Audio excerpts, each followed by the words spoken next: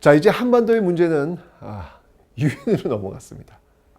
이게 지금 이게 일이 자꾸 꼬이는데, 자, 유엔 총회로 넘어가는데 여기서 이제 어떻게 결정이 되냐면, 그러면 한반도의 문제를 이렇게 해결하자라고 해서 인구 비례에 의한 총선거, 인구 비례에 의한 총선거를 실시해라.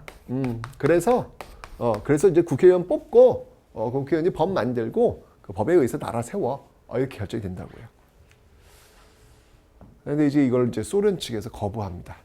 요거 이제 해결하기 위해서 유엔에서 이제 한국 임시위원단을 파견을 해요. 한국 임시 위원단을 파견합니다.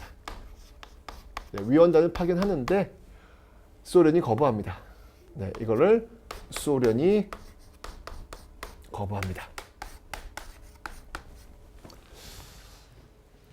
뭐 이유는 그거죠, 여러분들. 일단 기본적으로 인구 비례 총선거하면 인구 비례 아니야. 그러면 인구가 어디가 많아? 남이 많아, 북이 많아? 남이 많잖아. 그럼 소련이 이걸 받아들이겠냐고요? 안 받아들이죠. 이건 대놓고 너희들은 국회의원 적게 뽑으라는 얘기지. 그러면 발언권이 줄어들게 되는 거잖아요. 아예 그냥 이 임시위원단이 부르고 넘어오지도 못하게 합니다.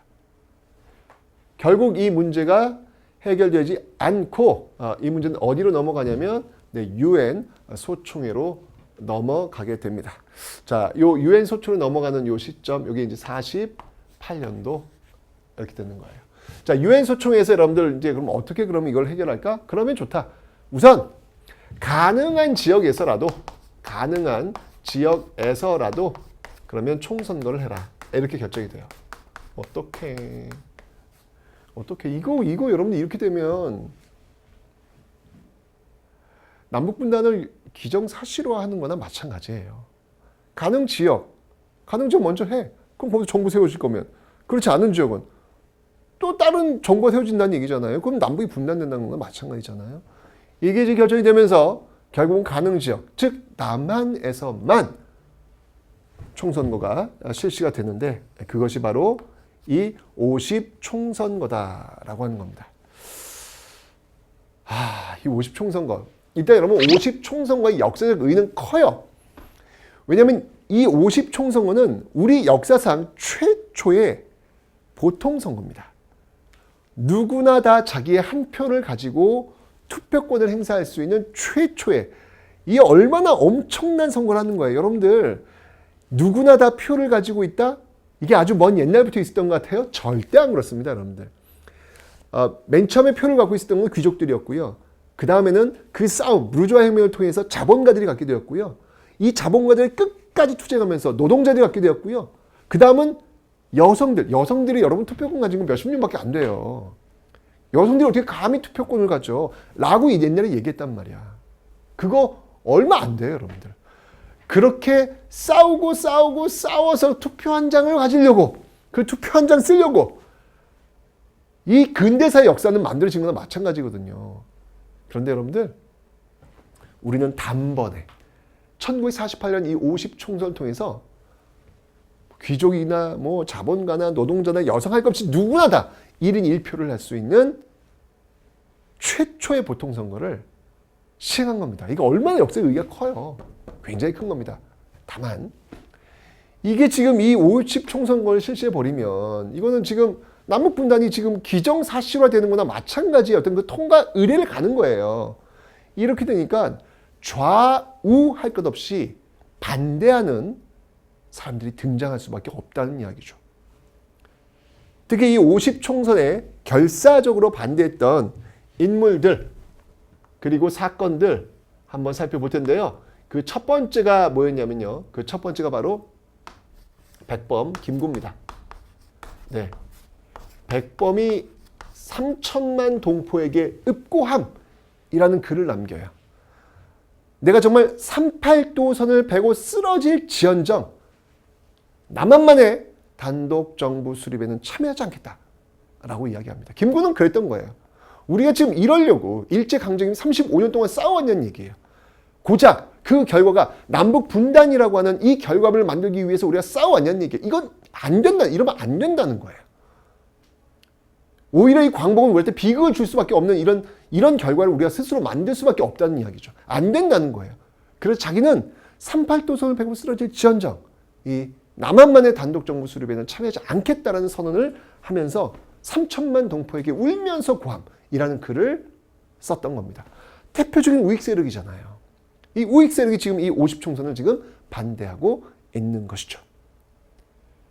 좌익도 마찬가지입니다. 좌익도 마찬가지입니다.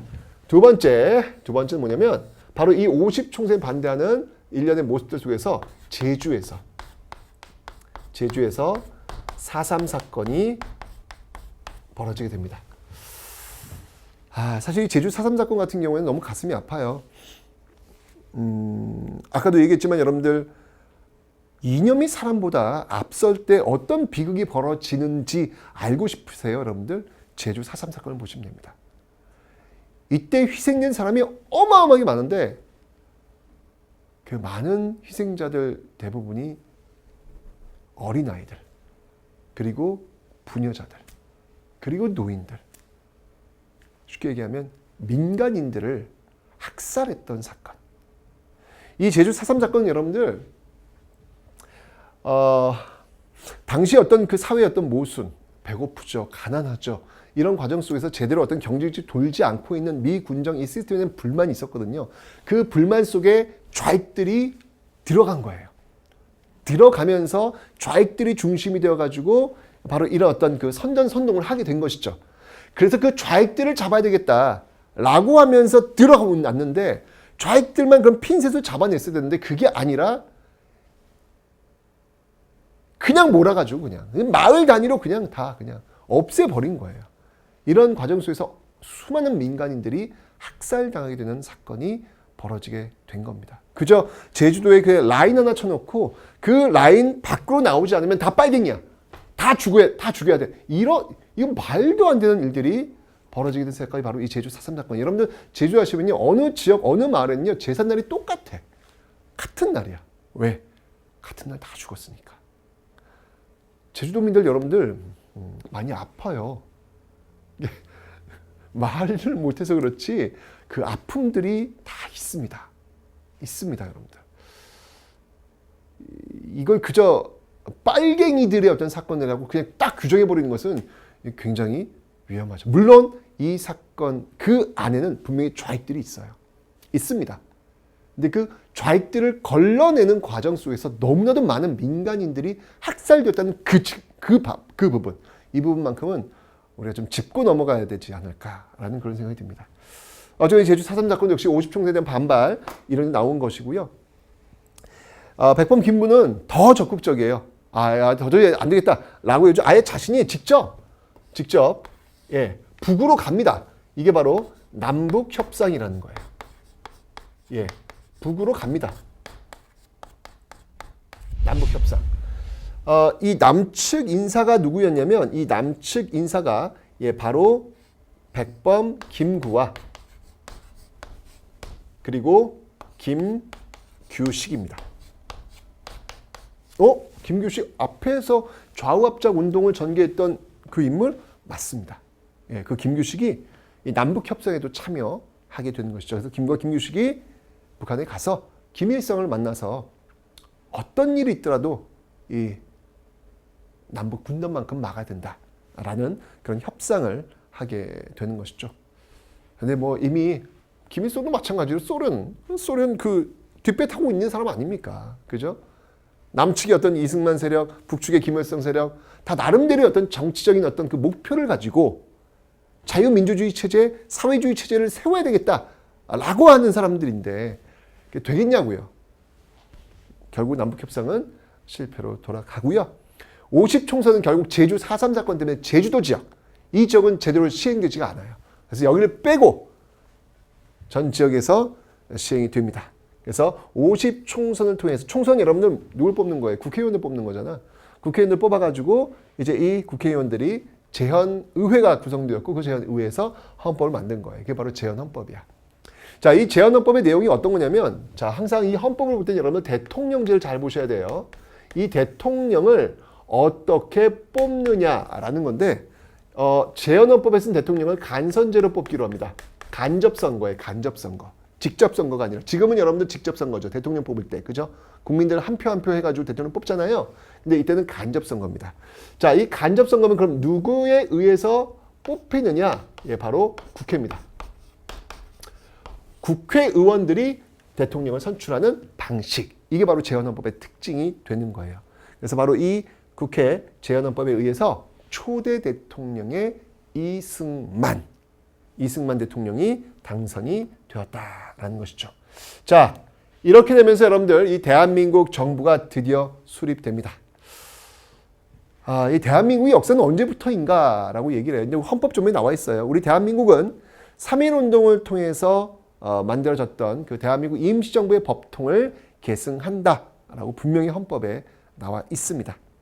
그럼에도 불구하고 우리 대한민국은 언제부터입니까? 라는 이야기를 하는데 이승만 대통령이 이런 워딩을 해요. 이승만 대통령이 뭐라고 하냐면 1919년 4월 11일 대한민국이 탄생했고 그리고 1948년 이 대한민국이 재건되었다. 이렇게 이야기를 하고 있습니다. 자, 어쨌든 이 대한민국 정부가 이제 수립되었고요. 이 대한민국 정부는 이제 해야 될 일 두 가지가 나왔습니다. 가장 큰 일 두 가지.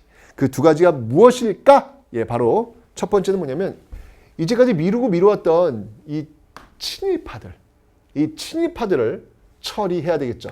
그래서 반민족 행위자들 처벌하기 위한 반민특위, 반민족 행위자들 그 처벌 특별위원회를 결성합니다. 이거 너무 당연히 해야죠. 왜냐면 이거는 여러분들 반민특위라고 하는 건 여러분 정의를 세우는 일이에요. 왜? 일제강점기에 그 일제빌부터 가지고 호의호식하면서 그 독립운동가를 탄압했던 그 민족의 어떤 그 고열을 빼먹었던 그런 사람들을 단죄하는 건요. 그리고 기록에 남겨야 되는 건요. 너무 중요한 일입니다. 이거는 정의, 역사의 정의를 세우는 일이에요. 왜냐하면 이 기록이 세워지지 않으면 나중에 우리가 또 나라가 힘들었을 때 그런 기록이 없고 그런 역사가 없으면 또 나라 팔아먹는 사람들이 줄줄이 나올 수밖에 없는 거예요. 왜? 역사가 두렵지 않으니까. 그저 지금 잘 먹고 잘 살면 된다라고 역사에 기록되어 있으니까 나도 그래야지 라고 생각을 한다는 얘기죠. 이건 역사의 정의를 바로 세우는 일입니다. 반민특위. 그러나 당시 이승만 정부는 여러분들 반민특위를 통해 가지고 역사의 정의를 세우는 것보다 더 중요한 게 있다고 생각을 했어요. 그게 뭐냐면 바로 이 북과의 대립 과정 속에서 우리가 철저하게 똘똘 뭉쳐서 이 북을 물리치는 것, 이게 더 우선이라고 생각을 했던 것이죠. 결국 반민특위는 실패합니다. 공소시효. 네. 공소시효를 축소시키면서 이 반민특위는 흐지부지 끝나게 되는 것이죠. 여러분들 그 독일 나치에 협력했던 사람들, 지금도 뉴스 나오더라고요, 여러분들. 완전 고령의 거의 100세에 가까운 할아버지들이 끌려가. 왜? 나치에 협력했다고. 나치가 언제든지 아직도 나치야? 왜냐면 나치 협력자들은 공소시효가 없어요. 무서운 거야, 여러분들. 그 역사라니까. 이 100세 넘은 할아버지가 질질질 끌려가는 이 모습을 보면서 와, 어떤 생각을 하겠어요, 여러분들? 와, 저런데 가입하면 나는 언젠가는 저렇게 되는구나. 보여주는 거예요, 여러분들. 공소시효가 없는 것이죠. 근데 우리는 이렇게 깔끔하게 공소시효를 축소시켜 놓고 있는 모습들. 그래서 여러분들 아직까지도 우리는 역사를 해결하지 못했다. 해결해야 돼요.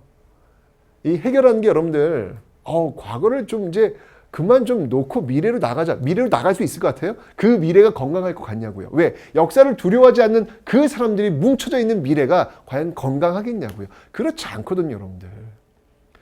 그 건강한 세력들이 그 건강한 미래를 만들기 위해서 반드시 역사에 기록돼야 돼요. 역사에 죄 지은 자들은 죄 있음을 기록해 놓는 것. 이게 바로 역사의 정의를 세우는 것이고 이게 바로 건강한 미래를 만들 수 있는 겁니다. 아직까지 우리는 그 작업을 완벽히 해내곤 있지 못합니다. 자, 그 다음에 여러분들 또 해야 될 일이 뭐냐면 이제 광복 이후에 이제 막 미뤘던 게 있는데 토지 문제. 일제 강점기 때 얼마나 배고프고 힘들었어요. 예, 식민지 그 소작농의 어떤 형태로서 이걸 해결해 주는 것. 그래서 농지 개혁을 단행합니다. 농지 개혁을 단행하는데 이건 나름대로 성과를 거둡니다. 이건 나름대로 성과를 거두게 되면서 아주 많은 토지를 갚지 못하도록 딱 제한해 놓는 이런 어떤 그 농지 개혁은 어느 정도 성과를 거두고 있는 모습들이 있더라라고 하는 거. 그러니까 이 제헌의회가 했던 일들, 이런 어떤 일들을 여러분들 좀 기억해 놓으시면 되겠습니다. 됐죠? 자, 대한민국 정부 수립 되자마자 바로 북에서도요.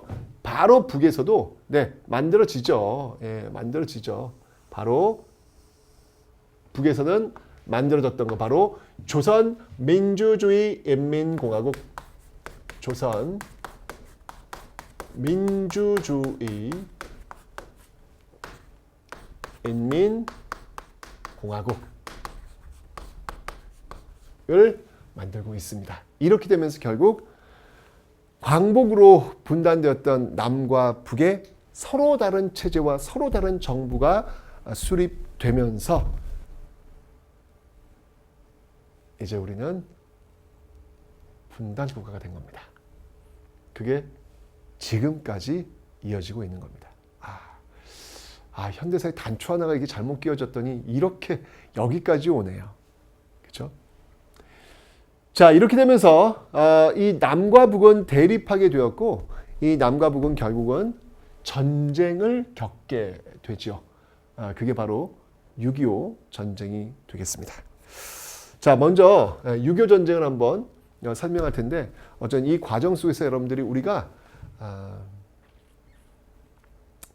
역사의 그 단추를 잘못 끼웠을 때 어떤 결과를 가져오게 되는지, 서로 미워하고 증오했을 때 어떤 결과를 가져오게 되는지 그 모습들을 한번 좀 여러분들이 놓치지 않았으면 좋겠다는 생각이 들고요. 아직 끝나지 않았죠. 이것이 계속 쌓이고 쌓여서 이제 동족상전의 비극이라 할 수 있는 전쟁까지 가게 되는 그런 모습들. 어떤 모습으로 전개될지 한번 살펴보도록 하겠습니다.